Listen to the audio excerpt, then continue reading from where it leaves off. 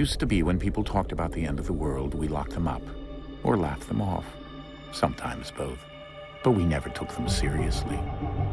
Maybe we should have. But I'm getting ahead of myself. Better to start at the beginning, with the abduction of Desmond Miles, my son. This boy had no ambition, no direction, no plans for the future. What he did have was a heritage, one he chose to deny. It nearly cost him his life. He was captured and imprisoned. Those who took him believed he could help them find something. The apple. One of several artifacts we call pieces of Eden. Bits of ancient technology scattered across the globe. Some hidden, some found, all of them dangerous. Most are held by a single group, the same group that now had Desmond. You know them as Abstergo Industries. We know them as the Templars, as the enemy. We've been fighting them for thousands of years, even longer if you believe the stories of their origins. I do. After all, I've seen the truth. That's the beauty and the horror of the Animus. A device that allows us to enter and experience the lives of our ancestors. It holds the power to change everything, to show us history the way it really happened. Up until its creation, to the victor went the spoils, went the truth. We're trying to fix that, to free minds and bodies both. But there's only so much that we can do, and the Templars have the upper hand these days.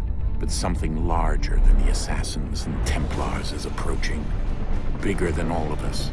And if we can't find a way to stop it, these next few weeks will probably be our last. Everyone's last. In the end, it all comes down to him. To Desmond. Through the Animus, he discovered his heritage, explored the lives of his ancestors, and uncovered their secrets. When that was done, he trained. He used another ancestor to provide decades of experience in the span of a few days. It worked. We think. We hope. Soon, though, soon we'll know. That ominous date fast approaches, December 21st, 2012. None of us knows what it'll bring, only that this is where they want us to be, when it does. They've been guiding us in their own fractured, frustrating way. These voices from the first civilization, the ones who came before, a precursor race of immense power and uncertain motives. They're the ones who made the pieces of Eden. This is where they've led him, and through him, us. He stands at the entrance to this long-lost place, armed with the knowledge of Altair and the abilities of Ezio. He holds in his hands the apple of Eden, and we stand at his side, ready to support him however we can. His name is Desmond Miles, and he has brought us to the end.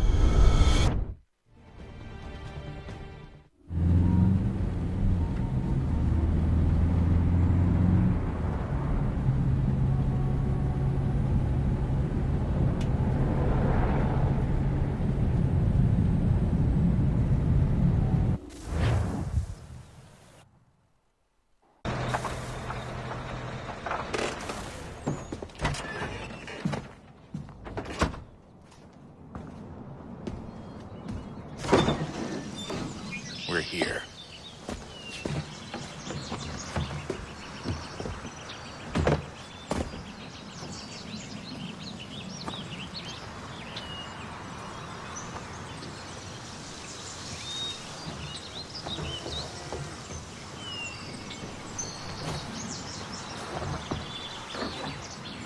Let's go.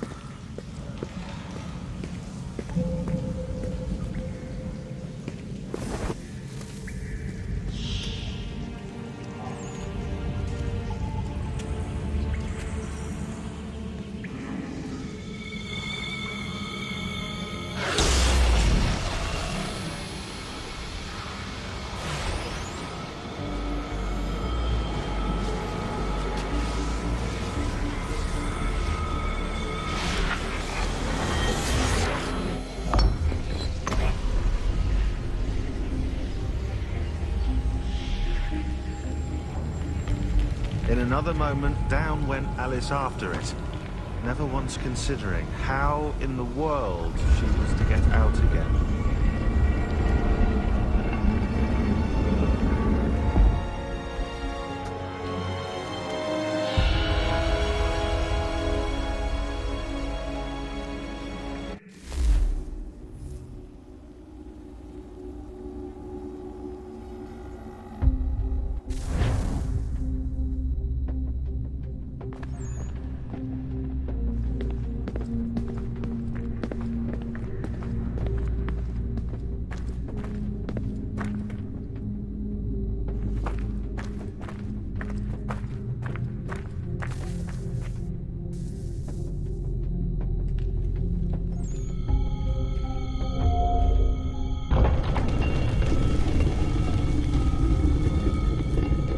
I think we're here.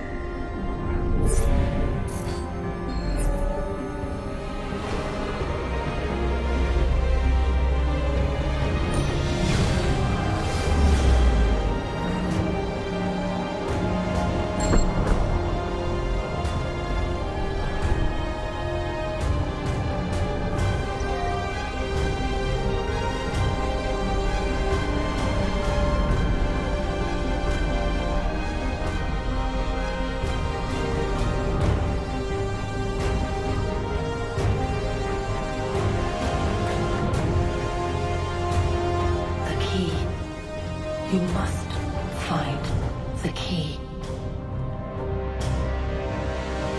Son? Sir.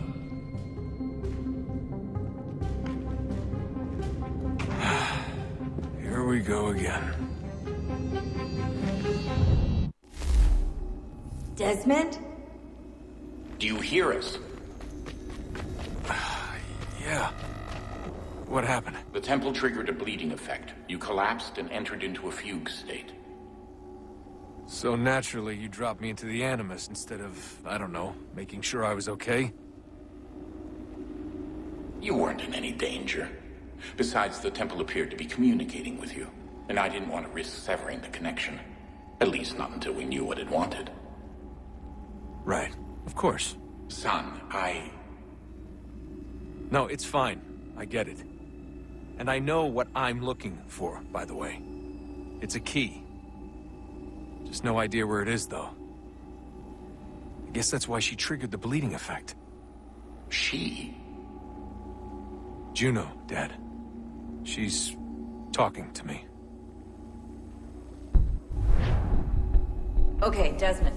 While you were, visiting Constantinople, we picked up a software update for the Animus. I'd like to run a couple of quick tests, make sure there aren't any major issues.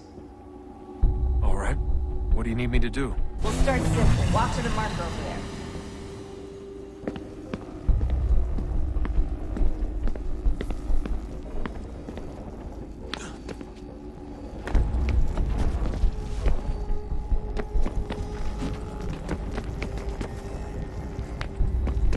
Okay, Desmond.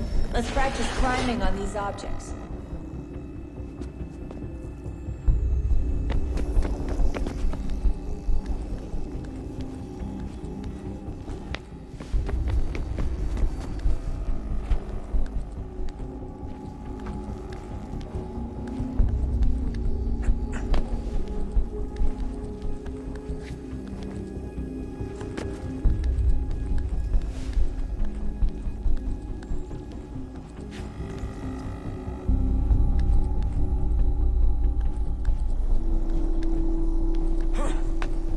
Run your way through this little obstacle course.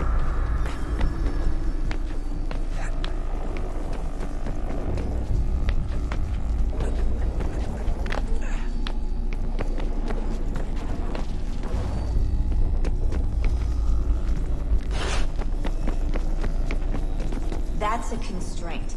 These are optional objectives that raise your synchronization rate. All right, Desmond. Follow the on-screen instructions and kill the 2 Templars.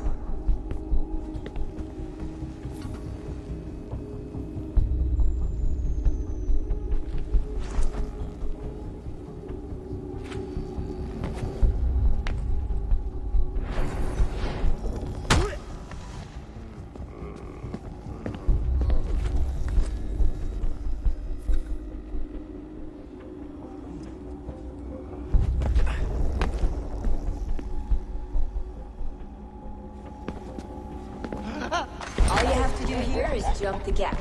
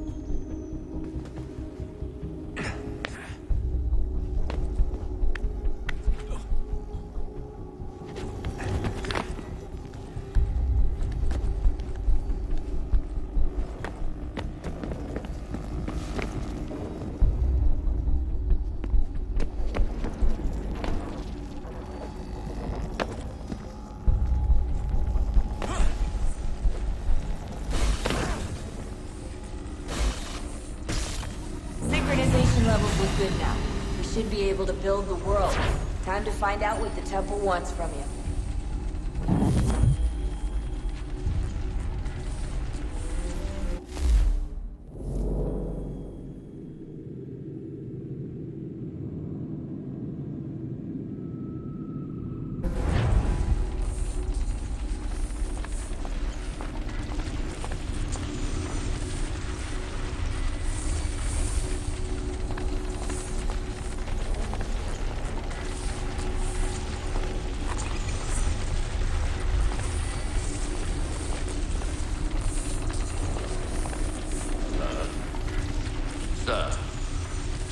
Everything all right, sir? Yes, fine. I'm just preoccupied, that's all. Don't forget your invitation. Master Birch will be meeting you inside. Thank you. Where shall I retrieve you once you're done? Front of the Opera House.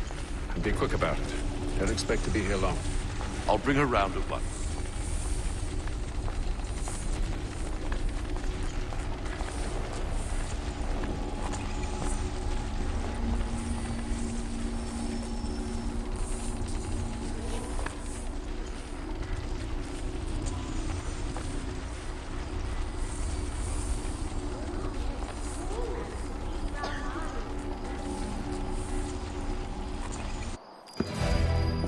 Invitation, please.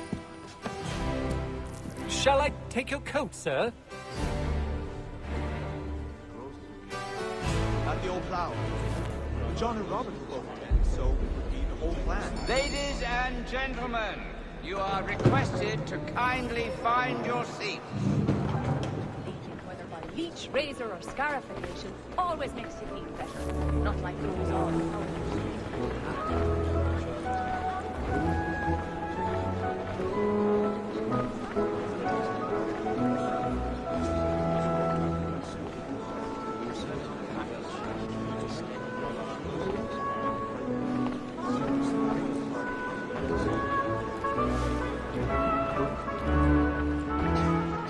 Good evening, sir.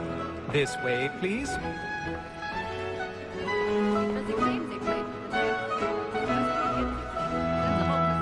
My apologies.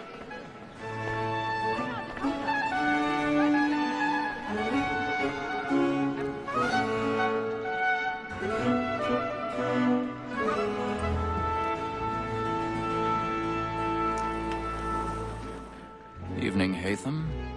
Reginald? I can't tell you how happy I was to hear they'd mounted this revival. Gay's best work by far. Have you seen it before? Once. My father brought me here as a child. Though I remember little of it. I don't suppose tonight will afford me the luxury of a proper viewing either. No, I'm afraid it won't. On to business then. Do you see him? And the statesman, because he's so great, thinks his trade as honest as mine.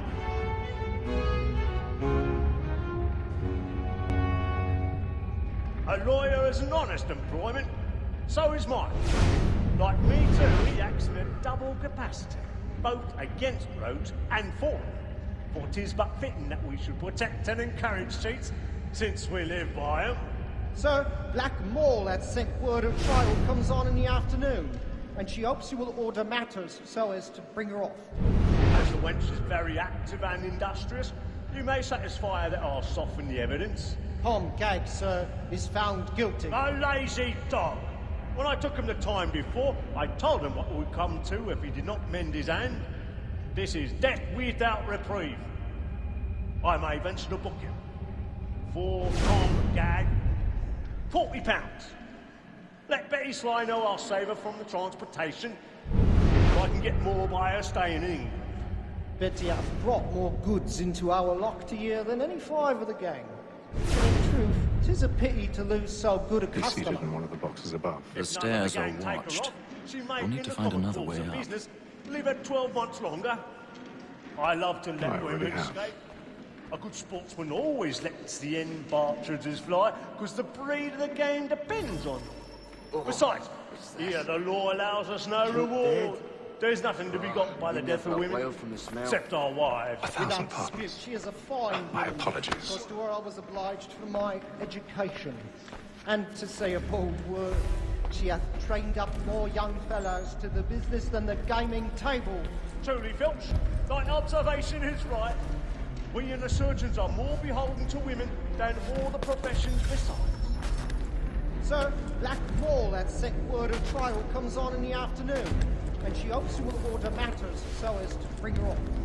As the wench is very active and industrious, you may satisfy her that I'll soften the evidence. Tom Gag, sir, is found guilty. A lazy dog! When I took him the time before, I told him what would come to if he did not mend his hand. This is death without reprieve. I may venture to book him. For Tom Gag, £40. Let Betty Sly know I'll save her from the transportation. If I can get more by her staying in England. Betty hath brought more goods into our lock year than any five of the gang. And in truth, 'tis a pity to lose so good a customer. If none of the gang take her off, she may, in the common course of business, live her 12 months longer. I love to let women escape. A good sportsman always lets the end partridges fly, because the breed of the game depends on them. Besides, here the law allows us no reward. There's nothing to be got by the death of women, except our wives. Without dispute.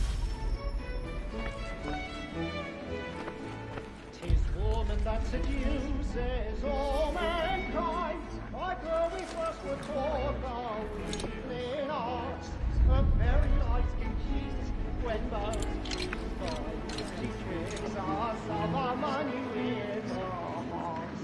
'Tis woman that seduces all mankind, like where we first were taught the healing arts, a very light can cheat when most people she tricks us of our money with our hearts. Order like wolves by night, we round for prey, and practices with frauds to bribe a shot.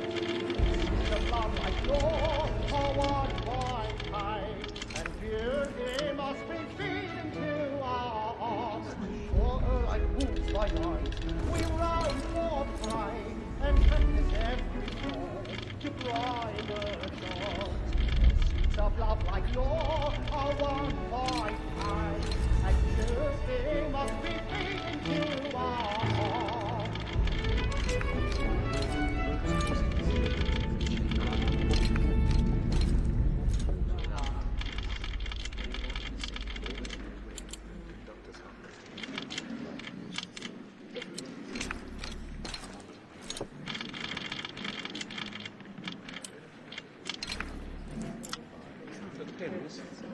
Yes, sir.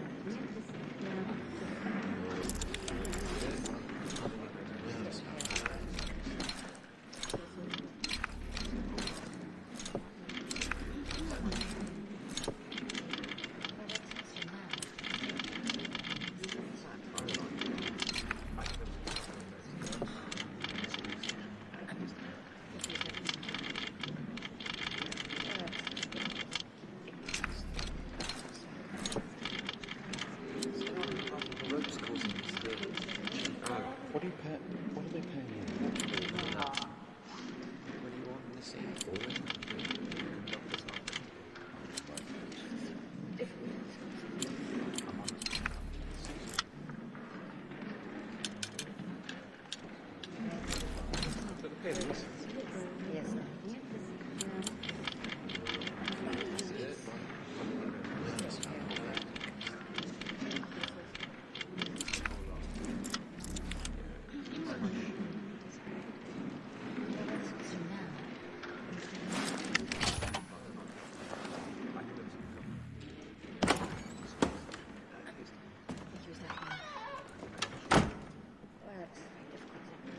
But make haste and you get, boy. And my friends know what I intend. Well, I love to make them easy one way or other. When a gentleman is long kept in suspense, punishes my greatest spirit ever after. Besides, certainty gives a man a good air upon his trial, and makes him risk another without fear or scruple. But I'll away, for 'tis a pleasure to be the messenger of comfort to pain and But now I time to look about me for a decent execution against next session. I ain't a lazy rogue by whom one can get nothing till he's hanged. A register of the gang. Crook-fingered Jack. A year and a half in the service. Let me see how much the stock owes in. 1, 2, Jeremy's really burning 4, tonight. 5 gold watches. And 7 silver ones. A mighty clean-handed fellow. 16 snuff boxes. 5 of them true gold.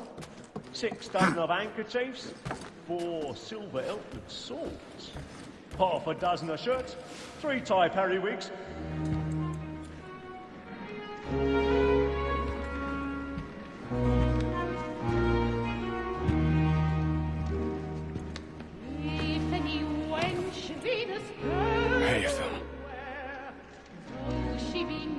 You should have come to me.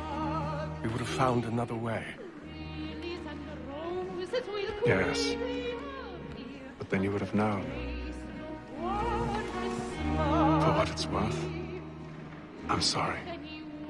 As am I.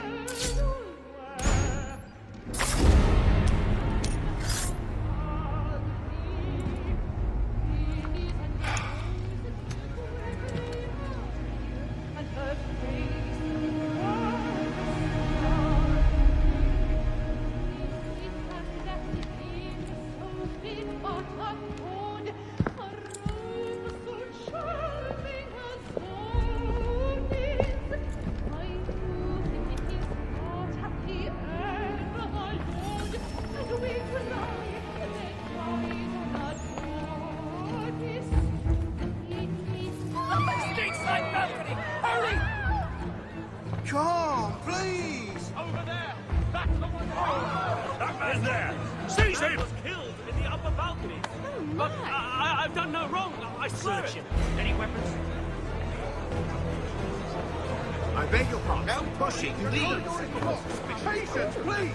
Peace, friends. There is no danger. The man was killed up there. Right? Did they find the killer? They don't know who did it. That's an opera. He can.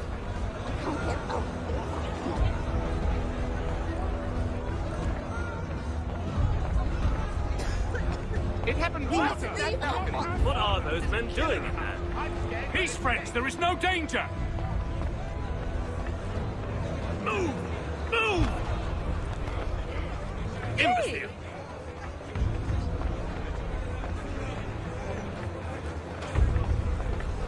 Where are you going?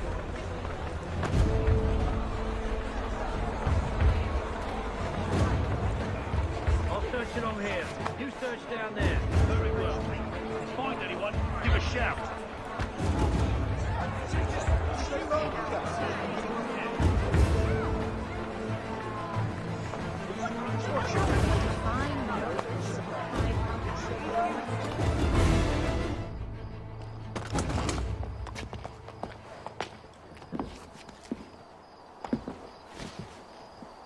And how was the opera? Rather dull, truth be told.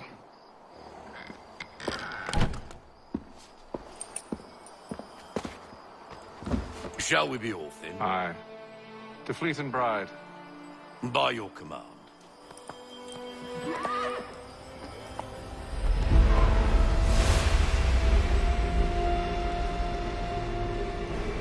Fascinating. Gentlemen, I hold in my hand a key. And if this book is to be believed, it will open the doors of a storehouse built by those who came before. Ah, yes. Those who ruled, reigned, and vanished from the world. Do we know what it is that will be held within? It could contain certain knowledge. Perhaps a weapon, or something as yet unknown, unfathomable in its construction and purpose. It could be any of these things, or none of them. They are still an enigma, these precursors. But of one thing I am certain. Whatever waits behind those doors shall prove a great boon to us all. Or our enemies, should they find it first. They won't. You've seen to that. I assume you know where this storehouse is? Ah, Mr. Harrison. Gentlemen. How fare your calculations? I believe the site lies somewhere within this region. That's a lot of ground to cover. My apologies. Were that I could be more accurate. That's all right. It suffices for a start. And that is why we've called you here, Master Kenway.